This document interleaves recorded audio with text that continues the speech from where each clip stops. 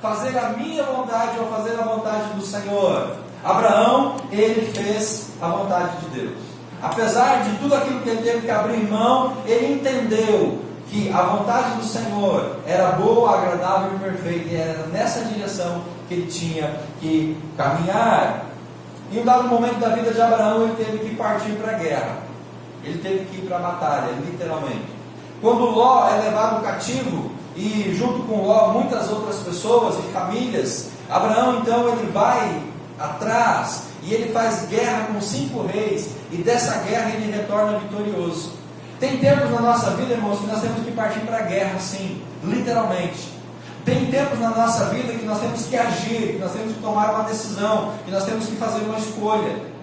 Muitas vezes nós só ficamos contemplando, só na oração, só aguardando algumas coisas acontecerem, mas tem coisas que nós temos que fazer. E quando Abraão sai para a guerra, ele não tinha outra alternativa. E muitas vezes é isso que falta para nós, é uma ação, é uma atitude, é literalmente partir para a guerra, é enfrentar o nosso adversário, enfrentar o nosso inimigo. Partir para a guerra significa enfrentar as nossas dificuldades, as nossas limitações, os nossos adversários, aquilo que está tirando a nossa paz, aquilo que está nos ferindo, para que nós possamos ter uma vida diferente. Abraão, ele foi também um homem de guerra, mas ele foi um homem de constante oração. Abraão era um homem que orava, que conversava com Deus. Diferente na época de Abraão é que Deus aparecia, Deus falava com ele. Deus estava ali, frente a frente, cara a cara com Abraão. Mas ele nos ensina a virtude de orar, de colocar a nossa vida diante do Senhor, de depender de Deus, para que Deus faça a sua obra em nós. Abraão precisou também de negação. Abraão, em vários momentos da sua vida, ele teve que se autonegar, abrir mão de si mesmo, abrir mão do eu, abrir mão de si, para que Deus pudesse cumprir nele a vontade do Senhor. Sai da sua terra, Abraão, sai da sua parentela, negue-se a si mesmo, saia do conforto, saia desse comodismo, para que eu possa cumprir na sua vida o meu plano e o meu propósito. Muitas vezes, irmãos, nós não queremos nos negar a si mesmo. E esse é o princípio que depois Jesus ele vai expandir, negar-se a si mesmo, tomar a cruz para seguir. Abraão viveu intimidade com o Senhor. Abraão viu Deus, lá no verso 7, o Senhor apareceu a Abraão. Abraão conversava com Deus, isso é intimidade. Ele foi um homem que desfrutou da presença íntima do Senhor, isso fez a diferença na vida dele. Abraão experimentou a dor do sacrifício, a dor da entrega, a dor de entregar tudo que tem, tudo, o seu melhor para o Senhor. Deus pede para Abraão nada mais, nada menos que o seu Isaque, o seu filho de sangue, o filho da promessa. E Abraão vai até o final, e ele sacrificaria Isaque no altar, se Deus não tivesse provido o cordeiro. Ele iria até o final, porque a fé dele era uma fé tal qual, que ele cria que mesmo sacrificando Isaque, Deus poderia ressuscitá-lo depois. Sacrifício, irmãos, entrega. Muitas vezes nós não entregamos tudo a Deus. Nós não entregamos o nosso melhor. Nós não entregamos tudo que nós temos. Entregamos algumas partes, algumas coisinhas, mas não tudo aquilo que nós podemos entregar ao Senhor. Abraão viveu milagres. Abraão presenciou sinais do Senhor na vida dele. Milagre de prosperidade. Milagre de ter um filho com 100 anos de idade. Milagre de poder ver a sua geração, a sua descendência. Abraão viveu os milagres do Senhor e ele pôde cumprir todos os objetivos que Deus tinha para a vida dele. Aqui eu dei para vocês 11 virtudes de Abraão. Mas dentre essas 11 virtudes, irmãos, a que mais se vai se destacar e aquela que eu quero explanar nessa noite é a obediência. Porque eu creio que a partir da obediência, Abraão vai poder desenvolver essas outras 11 virtudes. Abraão, quando ele decide obedecer a Deus, sair da sua terra, da sua parentela e se aventurar numa jornada para cumprir a vontade de Deus, a partir da obediência, ele dá então lugar para que todas as outras virtudes pudessem ser construídas na sua vida, no seu caráter, no seu relacionamento com Deus. A obediência como que é o alicerce, como que fosse a base, para que a partir então dessa base chamada obediência, essas outras virtudes fossem acrescentadas. E Abraão não desenvolve isso tudo de uma vez. Abraão vai vivendo dia após dia com o Senhor, ano após ano, e essas virtudes vão sendo construídas, solidificadas, ratificadas no seu coração. Muitas vezes nós já queremos se tornar um grande homem de Deus, uma grande mulher de Deus. Nós queremos, num curto espaço de tempo, que Deus revele sobre nós todas as suas virtudes e caráter. Mas muitas vezes nós não temos a paciência de deixar o Espírito Santo forjar isso na nossa vida, no nosso coração.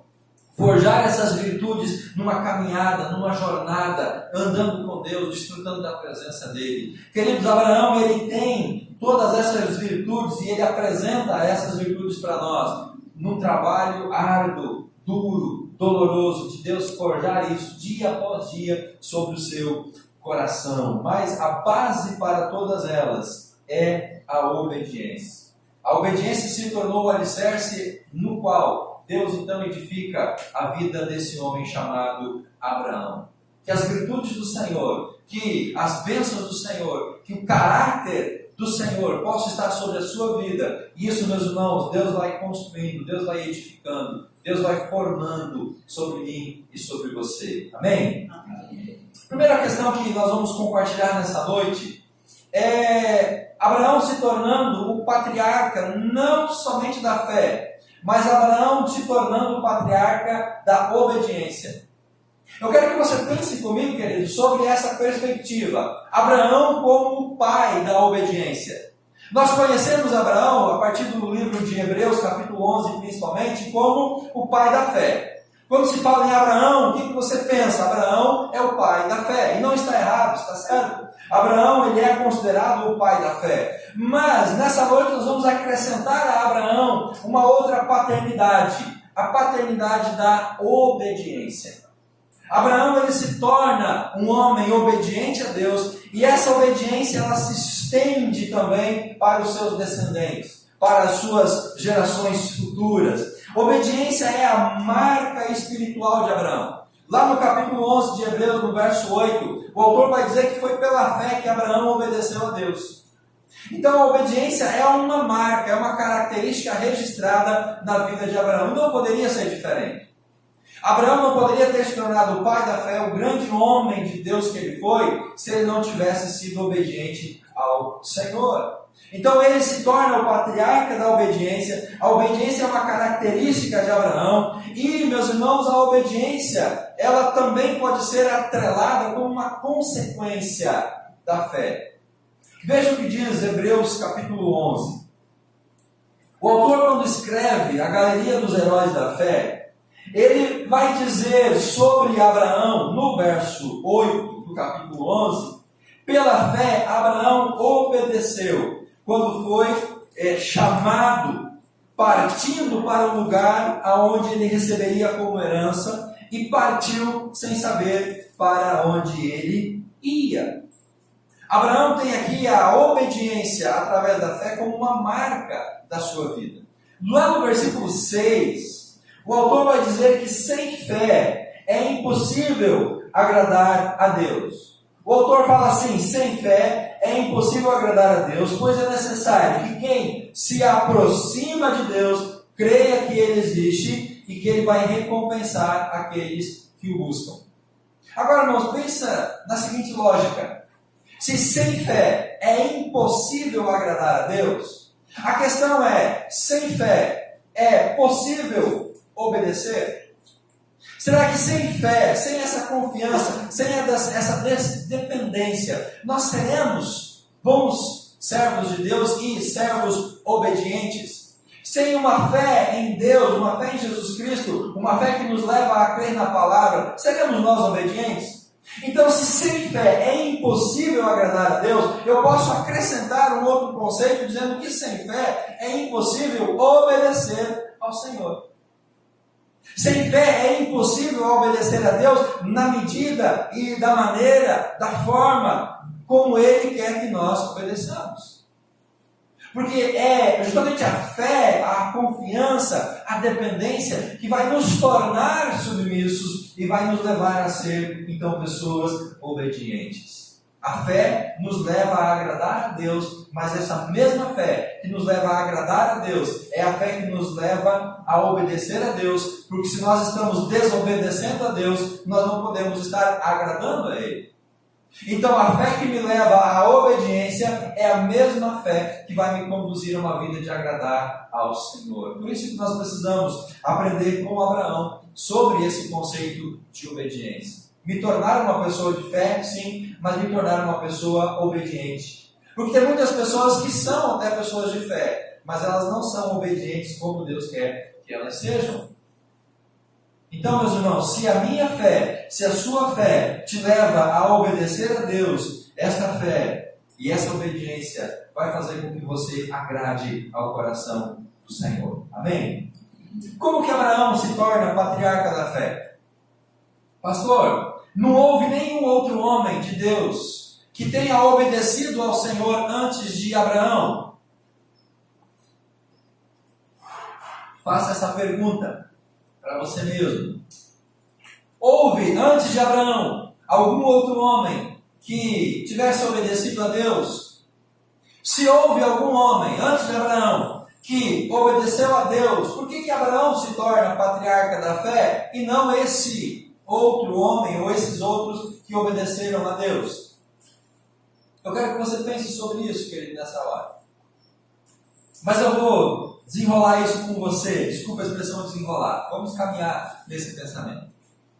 Antes de Abraão, nós temos 3 homens que obedecem a Deus. Vá para o Gênesis, capítulo 4, versículo 2 ao versículo 4. O primeiro homem que é obediente ao Senhor está registrado aqui no capítulo 4, pelo menos na minha leitura. E esse homem se chama Abel.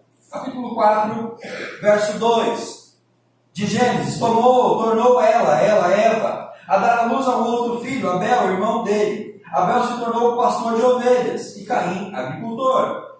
Tempos depois, Caim trouxe do fruto da terra uma oferta ao Senhor. Abel também trouxe da gordura das primícias das suas ovelhas. O Senhor acolheu bem a Abel e a sua oferta, mas não acolheu a Caim e a sua oferta. E o restante da história nós já conhecemos. Irmãos, preste atenção aqui. Para que a oferta de Abel fosse aceita por Deus, Abel não poderia estar em desacordo ou em desobediência a Deus. Esse é o meu pensamento. Se Abel oferecendo a oferta, Deus recebe, essa era uma prova de obediência.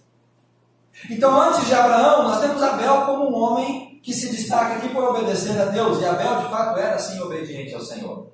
Porque o texto vai dizer que o que levou Deus a não acolher a oferta de Caim não foi a quantidade, não foi a qualidade ou o tipo de oferta, mas o coração de quem estava ofertando. Tanto que o texto fala que Deus acolheu bem Abel e a sua oferta, e Deus rejeitou Caim e a sua oferta. Então, não há dúvidas de que Abel foi um homem obediente a Deus. Porém, ele não se torna patriarca da obediência. Seguindo, no capítulo 5 de Gênesis, lá no verso número 24, nós encontramos o segundo homem que é obediente ao Senhor antes de Abraão. 5:24.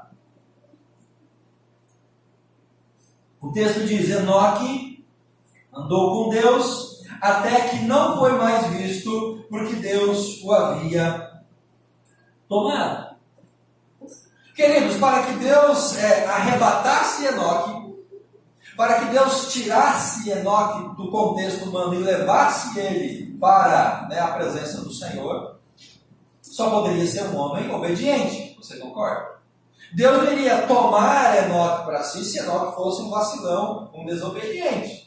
Então, a comprovação dessa obediência está justamente nessa postura de Enoque. Uma pessoa que andava com Deus, caminhava com Deus, era obediente a Deus, a tal ponto então de Deus tirá-lo do mundo e levar para si. Enoque foi um homem obediente, mas ele também não se torna patriarca da obediência. Seguindo, no capítulo 6, versículo 8 e versículo 10, nós encontramos aqui o terceiro homem antes de Abraão, que é obediente ao Senhor. Esse então é o homem chamado Noé. Capítulo 6 do Gênesis, verso 8 diz: Noé, porém, encontrou graça aos olhos do Senhor. O verso 9 diz: essas são as gerações de Noé. Ele era um homem justo, íntegro em sua geração e andava com Deus. Olha, queridos, Noé era desobediente a Deus? Não. Noé tanto não era desobediente que Deus escolhe Noé no meio de uma geração corrompida para recomeçar a raça humana. Noé é escolhido por Deus justamente pelo seu caráter e pela sua obediência. Deus manda Noé fazer uma arca, verso 14, constrói a arca de madeira, e lá no verso 22 do capítulo 6 diz: assim fez Noé segundo tudo o que Deus lhe ordenara. Então Noé foi um homem obediente.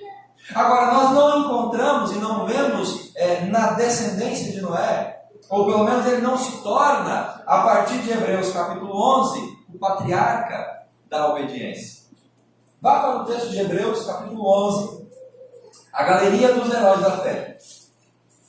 Vamos ver como essa galeria é descrita para nós, meus irmãos. E aqui está a chave para entender esse conceito que eu estou transmitindo para os irmãos. Abraão se tornando o patriarca da obediência. A partir do verso 4, o autor de Hebreus 11 começa a mencionar os homens, os heróis da fé. E no verso 4 ele cita justamente quem?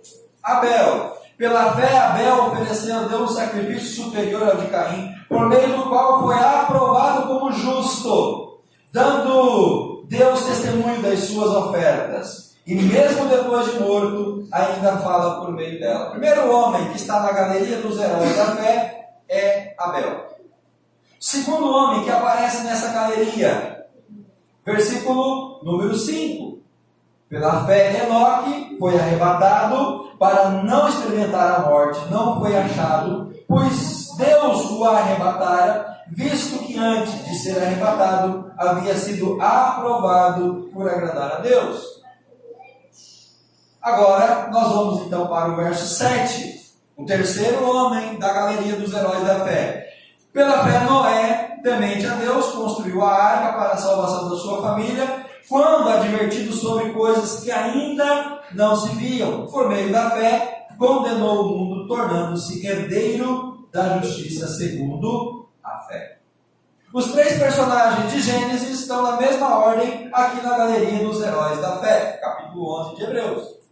Agora, meus irmãos, a partir do verso 8, qual que é o personagem que o autor de Hebreus coloca nessa galeria?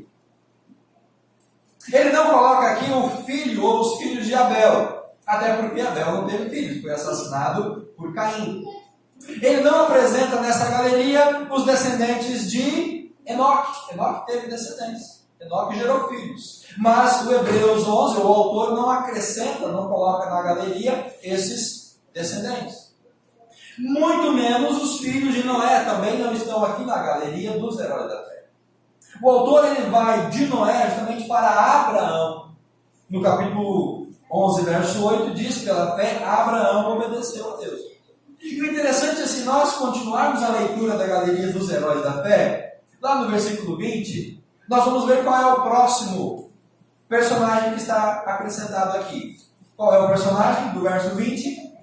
Isaac. Isaac era filho de quem? De Abraão. No 21, qual é o personagem? Jacó, filho de Isaac. No 22, José. José era filho de quem?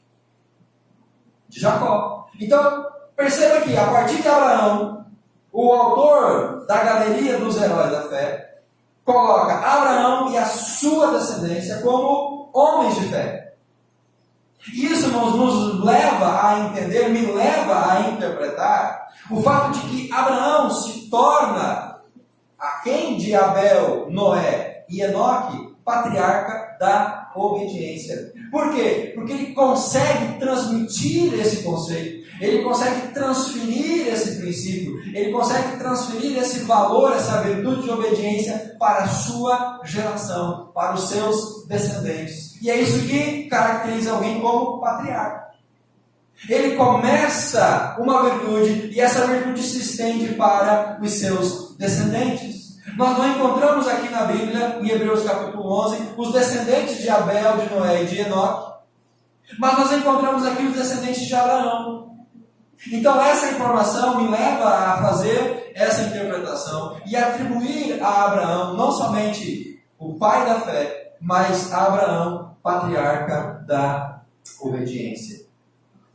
Deus destaca a obediência de Abraão, não só na pessoa dele, mas também nos seus descendentes.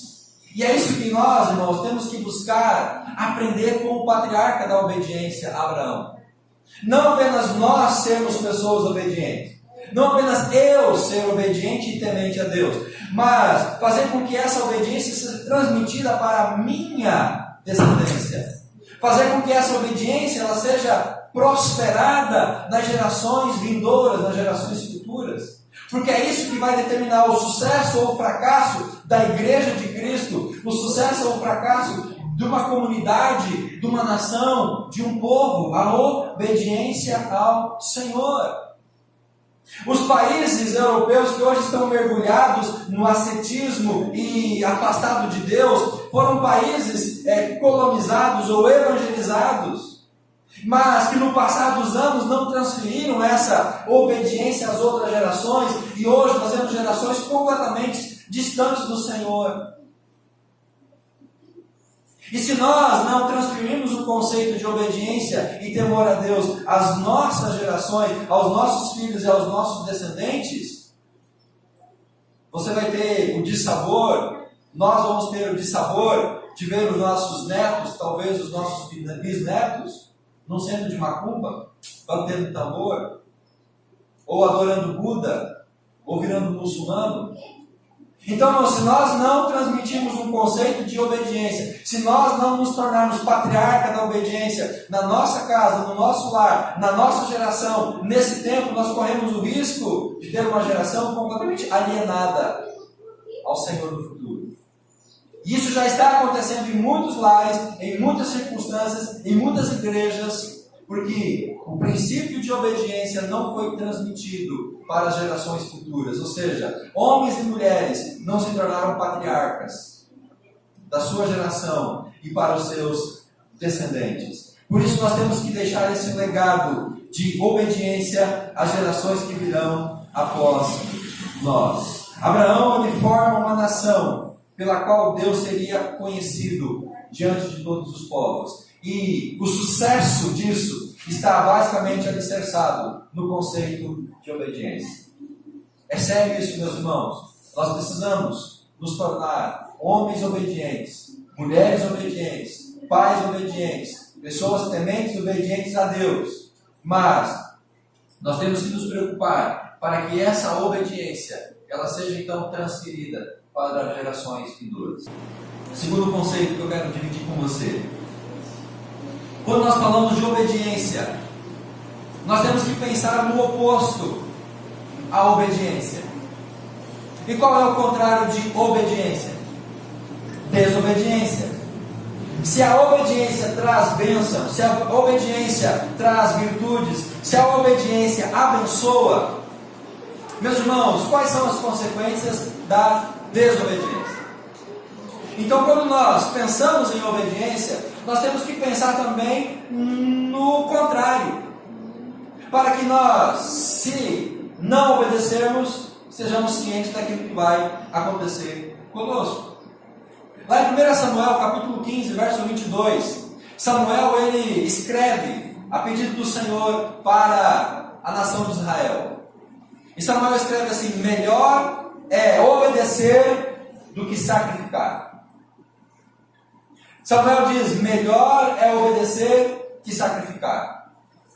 Deus quer que vocês obedeçam a Ele mais do que vocês ofereçam animais sacrificados no altar. Samuel diz: Deus quer que vocês obedeçam a Deus mais do que vocês ofereçam sangue de animais em holocausto e ao Senhor. Samuel está dizendo assim: gente, é melhor obedecer a Deus do que ficar oferecendo sacrifícios, pedindo perdão pela desobediência. Porque o contexto do sacrifício e da oferta que Samuel está dizendo é justamente a oferta, o sacrifício para perdão dos pecados. Então Samuel está exortando aquela nação que desaprendeu da linhagem de Abraão a obedecer, dizendo: gente, para de ficar pecando e indo pedir perdão, ficar pecando e levar animal para sacrificar, pecar e depois pedir perdão a Deus. Para com isso. O que agrada a Deus não é você oferecer um sacrifício para perdão dos seus pecados. O que mais vai agradar a Deus é a obediência, porque a obediência vai impedir o pecado e vai impedir a necessidade do sacrifício. Meus irmãos, isso é maturidade, isso é santificação, isso é vitória sobre os nossos males, os nossos pecados, as nossas mazelas. Deus se alegra sim quando a gente peca e, consciente do pecado, a gente vai a Deus e se ajoelha e ora e lamenta e pede perdão e de fato reconhece o erro. Deus sim se agrada disso. Agora, isso não pode virar uma rotina, uma coisa cíclica. Isso não pode virar um hábito. Não, eu não tenho problema sem o pecado. Depois eu vou lá e peço perdão a Deus e Ele me perdoa. Quase igual a história da pessoa que foi, confessar e aí falou assim: olha, reverendo, eu tenho que confessar, eu fiz alguma coisa errada, eu roubei os pés de milho lá do meu vizinho. Não, tudo bem, vai lá e faz essa oração, tantas orações e você vai ser perdoado. Aí ele perguntou assim para o reverendo: eu posso orar em dobro? Mas por que orar em dobro? Não, porque amanhã eu vou ter que roubar de novo. Muitas vezes, irmãos, nós como cristãos estamos vivendo essa rotina, essa coisa cíclica. A gente peca, mas depois a gente vai e pede perdão. Deus é bom, gracioso, Ele perdoa, amém? Só que a gente continua nesse ciclo e a gente não se liberta desse ciclo. É o que o povo estava vivendo no contexto de Samuel. Samuel disse: para com isso, melhor é obedecer do que sacrificar. E nós precisamos ter esse conceito, porque, irmãos, todo o ato de desobediência vai gerar sacrifício. Todo ato de desobediência vai trazer perca, vai trazer prejuízo, vai trazer dano. Não importa se nós peçamos perdão a Deus, não importa se Deus perdoa o nosso pecado, o ato em si vai trazer sacrifício, consequência, punição. Nós precisamos entender essa verdade. Por isso que Samuel está dizendo: é melhor obedecer do que sacrificar. Por quê? Porque todo ato de desobediência traz consigo a ideia do sacrifício. E o sacrifício no contexto de Samuel não é o sacrifício de adoração, sacrifício voluntário, aquele sacrifício que as pessoas levavam para glorificar e exaltar a Deus. Não, era o sacrifício justamente que era necessário para perdão de um ato pecaminoso cometido. Qual foi a consequência para Eva depois do pecado? Dores, complicação para dar à luz. Qual foi a consequência para Adão do seu pecado? O trabalho se tornou doloroso, do suor do rosto ele tinha que comer pão. O trabalho passou a ser algo pesado, algo desagradável. O que antes era prazeroso, agora é um fardo. Qual foi a consequência para a serpente depois da desobediência? Ela teve que rastejar sobre o seu ventre até hoje. A consequência para a terra com a desobediência: a terra foi amaldiçoada, diz a palavra de Deus. Então, irmãos, percebamos que o ato de desobediência de Adão e Eva trouxe consequências, trouxe dano, trouxe perca, trouxe sacrifício. E esse conceito, ele ainda hoje, ele é vivido. Nós não estamos livres desse conceito. Casamentos hoje estão sendo sacrificados, estão sendo destruídos. Casamentos estão sendo duramente conturbados, porque os cônjuges, eles não estão obedecendo a Deus e a palavra do Senhor na sua vida pessoal e da sua vida conjugal. Então, quando há desobediência dentro do relacionamento conjugal, esse relacionamento ele vai ser sacrificado. E a ideia de sacrificado é perca, é dano, é dor, é sacrifício, é sabor. Quantas famílias estão sendo sacrificadas porque os membros dessa família não obedecem a Deus? Se o pai, se a mãe, se os filhos não obedecem ao Senhor, não são obedientes, irmãos, essa família vai sofrer danos, vai sofrer perca. Vai ser uma família desencontrada, vai ser uma família desestruturada, uma família que vai padecer, uma família que vai morrer, uma família que vai ser sacrificada. Por quê? Porque os membros dessa família estão em desacordo, estão em desobediência a Deus e à vontade do Senhor para a família. O sacrifício do casamento é o divórcio. O sacrifício da família é a desintegração. Filho para um lado, mãe para o outro, pai para o outro. É uma situação, irmãos, triste. Quando a igreja desobedece a Deus, essa igreja também vai padecer. E a pior coisa que pode acontecer para uma igreja é se tornar irrelevante. Uma igreja irrelevante, meus irmãos, é o ápice do sacrifício ou da punição. A consequência de uma igreja desobediente ao Evangelho, a Deus e a sua palavra, é a sua irrelevância. E nós temos muitas igrejas hoje desobedientes a Deus e à palavra, e por isso elas são irrelevantes no seu contexto, na sua comunidade, para as pessoas. Quando a igreja se torna desobediente, ela se torna irrelevante. Então, queridos, guarda essa palavra no seu coração. Todo ato de desobediência gera sacrifício. E entre parênteses você coloca sacrifício como morte, como perda, como dor, como enfado. Não há como Deus tratar a nossa desobediência com flores, com elogios, com exaltação.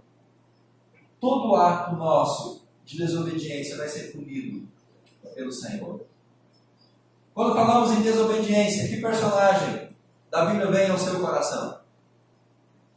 Qual é o personagem da Bíblia que você traz à memória quando a gente fala em desobediência? Existem vários. Talvez o mais clássico seja Jonas. Você aprende desde criancinha na escola bíblica, né? Jonas, o profeta fujão.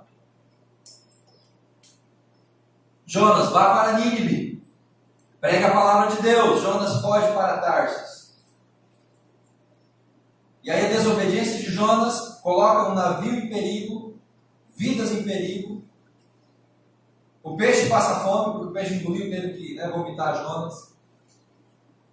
Jonas ele é um exemplo clássico de desobediência e das consequências por conta dessa desobediência. Mas, irmãos, quando nós obedecemos, nós somos abençoados pelo Senhor.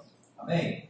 Quando nós obedecemos, nós atraímos, de fato, a bênção do Senhor para as nossas vidas. Quando nós obedecemos, nós poupamos a nós mesmos do sacrifício, da dor, da perca. Quando nós obedecemos, nós livramos nós mesmos de consequências desagradáveis, porque a obediência, ela gera bênção. E essa é uma verdade. Se a desobediência gera sacrifício, perda, dor, a obediência traz bênção. E Abraão nos ensina justamente isso. Ser obediente gera bênção, por isso é melhor obedecer do que sacrificar. Então é preciso que nós entendamos isso, para que toda vez que nós estamos diante de uma escolha, diante de uma decisão, ou a fazer alguma coisa, nós lembremos desta máxima: todo ato de desobediência gera sacrifício. E não queiramos nós pagar o preço desse sacrifício, porque esse preço, meus irmãos, ele é muito doloroso. Último conceito que eu quero dividir com você nessa noite, a partir de Abraão e da sua obediência. Voltemos para o texto de Gênesis, capítulo 12. O texto começa no verso 1 do capítulo 12 de Gênesis, dizendo: o Senhor disse a Abraão: sai da tua terra, do meio dos teus parentes, da casa do teu pai, para uma terra que eu vou te mostrar. Perceba a ênfase. Deus disse a Abraão. Deus falou com Abraão. Existem muitas maneiras de falar com alguém sem estar na presença dessa pessoa. Hoje nós temos muitas tecnologias que nos permitem isso. Falar com pessoas sem estar na presença delas. Na época de Abraão, irmãos, eu creio que também havia essa possibilidade. Tanto que o texto bíblico diz que o Senhor disse a Abraão. Abraão não estava aqui na presença e nem Deus na presença de Abraão. Deus apenas falou com ele. A maneira como Deus falou, não sei. Vamos para o verso número 7. Perceba a diferença agora. Deus disse a Abraão, verso 2, sai, vai, vou te mostrar, barará. Verso 4, Abraão obedeceu a Deus, saiu, caminhou, andou. Agora preste atenção no verso 7, do capítulo 12. Então, o Senhor fez o quê? Apareceu a Abraão. E disse, darei esta terra à sua descendência. Qual a diferença aqui, meus irmãos? A diferença é que, primeiramente, Deus falou com Abraão. Agora, Deus estava na presença de Abraão. Uma coisa é você ouvir Deus falar com você. Outra coisa é você sentir, de fato, a presença do Senhor na sua vida falando com você. Uma coisa é você ouvir a voz de Deus através de alguém, de uma pregação, de uma música, de um louvor.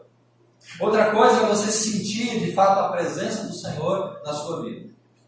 E o que leva a um extremo e ao outro, ou a diferença entre Abraão ter ouvido a voz de Deus e agora Abraão está diante do Senhor, é justamente a obediência. Por que, meus irmãos? Porque a obediência, ela gera encontro com Deus. Amém? A obediência nos proporciona encontrar-nos com o Senhor. Quando eu sou obediente, eu não apenas vou ouvir a voz do Senhor, mas a minha obediência vai me levar a poder estar face a face, na presença, diante do Senhor. Moisés sobe ao monte e lá ele vê Deus face a face. Moisés está ali diante da presença do Senhor, consequência da obediência. Abraão agora vai desfrutar não apenas da voz do Senhor, das ordens do Senhor, mas ele vai poder agora estar na presença do Senhor. Esse foi o primeiro encontro entre Deus e Abraão. E esse encontro é fruto justamente da obediência que está escrita no verso número 4. Abraão partiu como o Senhor lhe havia ordenado. Então, meu irmão, se você e eu, se nós queremos ter encontros com Deus, se nós queremos sair de um patamar, de uma vida espiritual, de ouvir um relacionamento frio, um relacionamento distante, a obediência a Deus, a sua palavra, tem que ser um elemento central, para que a partir disso, então, eu possa desfrutar dessa presença gloriosa do Senhor. A partir de agora, Abraão vai ter frequentemente encontros com o Senhor. Abraão agora vai poder desfrutar de outros momentos na presença do Senhor. Lá no capítulo 13, versículo número 14. Abraão, de novo, ouve a voz de Deus. O Senhor disse a Abraão, depois que Ló se separou dele, levanta os olhos. Agora Deus começa a ministrar ao coração de Abraão. Deus começa a falar com ele, encontro de intimidade. Capítulo 15, versículo 1. Depois dessas coisas, a palavra do Senhor veio a Abraão numa visão, dizendo: Abraão, não temas, eu sou o teu escudo. Abraão, eu estou contigo. Ele está desfrutando da presença, da intimidade, do companheirismo do Senhor. Capítulo 17 de Gênesis, versículo 1. Quando Abraão tinha 99 anos, o Senhor apareceu-lhe e disse, e aqui ele vai mudar o nome de Abrão para Abraão. Deus aparece a Abraão de novo. Abraão tem a presença do Senhor com ele. Desfruta dessa intimidade, desse privilégio. Capítulo 18, verso 1. Depois disso, o Senhor apareceu a Abraão junto aos carvalhos de Mamre. Mais uma vez, o Senhor aparece face a face. Ainda no capítulo 18, verso 22. Então os homens, virando-se, foram em direção a Sodoma, mas Abraão permaneceu em pé diante do Senhor.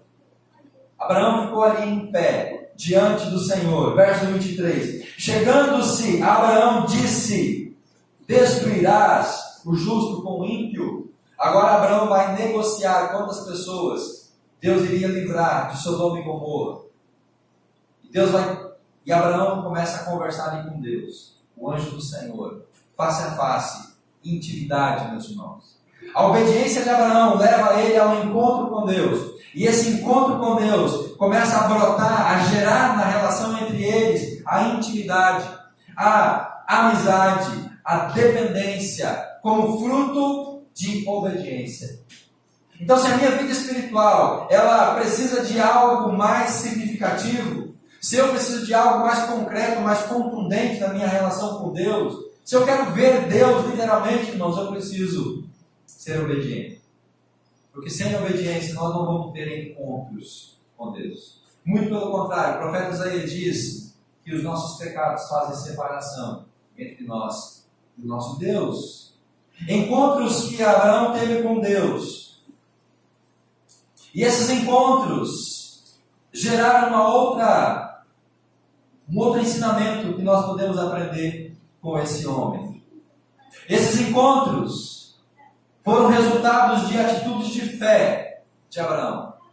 E essas atitudes de fé levam Abraão agora a construir altares. Abraão se encontra com Deus, um passo de fé, um passo de obediência. A partir desse encontro, Abraão agora vai edificar altares, vai fazer monumentos, para que através desses altares, desses monumentos, ficasse então registrada, não só para ele, mas visivelmente para outras pessoas, os encontros que ele teve com Deus. O altar era um lugar de adoração, e o altar ele ficava também como um memorial do encontro que ele teve com Deus. A partir desses encontros, ele edifica altares. E ao todo, irmãos, Abraão construiu 4 altares. Capítulo 12, verso 7 e verso 8. Abraão edificou ali um altar ao Senhor, que lhe aparecera. O encontro de Abraão com Deus foi tão significativo, foi tão tremendo, foi tão substancial, que Abraão precisava de materializar aquele encontro, podemos assim dizer. E ele encontrou a maneira de fazer isso através da edificação de altar. Verso 8. Ele continuou até o monte do Oriente, Betel, onde armou a sua tenda, ficando em Betel ao ocidente e Ai ao oriente, e também ali edificou um altar ao Senhor e invocou o seu nome. Mais uma vez Abraão se encontra com Deus e constrói um altar. Capítulo 13 do Gênesis, verso 18. Abraão mudou as suas tendas e foi habitar junto aos carvalhos de Mamre, em Horebe, em Hebrom. E ali, o que ele fez? Edificou um altar ao Senhor. Percebamos, irmãos, que cada encontro que Abraão tinha com Deus, esse encontro levava ele a edificar um altar, um memorial, uma recordação, algo que depois ele, passando por lá, pudesse lembrar: aqui eu me encontrei com Deus. Tanto que no capítulo 13, no verso 4, diz: até o lugar do altar que havia feito, ali Abraão invocou o Senhor. Então, nessas andanças de Abraão, ele passou de novo pelo lugar que antes ele tinha se encontrado com Deus, antes tinha construído um altar, e ele passou por ali, ele viu o altar, ele lembrou do encontro com Deus, e ele para e ele adora o Senhor no mesmo altar, porque o altar é o marco, o altar é a expressão material, visível, daquele encontro que ele teve com Deus. E o último altar que Abraão edifica está no capítulo 22. E esse, meus irmãos, talvez tenha sido o altar mais dolorido para Abraão edificar. Capítulo 22, verso 9. Tendo chegado ao lugar que Deus havia mostrado, Abraão edificou o altar e arrumou a lenha. Depois amarrou seu filho Isaque e o colocou em cima do altar sobre a lenha. Esse talvez foi o altar mais difícil para Abraão edificar. O altar onde ele iria oferecer o seu filho ao Senhor. Disso, meus irmãos, nós temos que fazer uma reflexão. Se os altares são símbolos visíveis da nossa adoração, se os altares são símbolos visíveis, marcos da obediência, a pergunta é: que altares estamos nós edificando como memoriais dos nossos encontros, ou do nosso relacionamento, ou da nossa vida de intimidade e de obediência ao Senhor? Que altares eu, como discípulo, como servo do Senhor, tenho edificado para que, a partir desse altar, não somente eu, mas as pessoas que estão ao meu redor, possam ver e possam lembrar e possam apontar: aqui esteve um homem, uma mulher de Deus. Que altares nós estamos construindo para que possamos deixar como memorial da nossa vida de intimidade com o Senhor? Pode ser, meus irmãos, que a nossa vida espiritual ela esteja tão insignificante, ela esteja sendo tão rasa, tão diluída, que não resta nada de vestígio, de lembranças, de momentos, de encontros, tempos em que eu estive e desfrutei da presença do Senhor. Que altares nós estamos edificando? Através desses altares, nós vamos demonstrar a nossa obediência. Através desses memoriais, nós vamos deixar uma mensagem às gerações futuras. Através desses altares, nós vamos poder então glorificar ao nome do Senhor. Amém?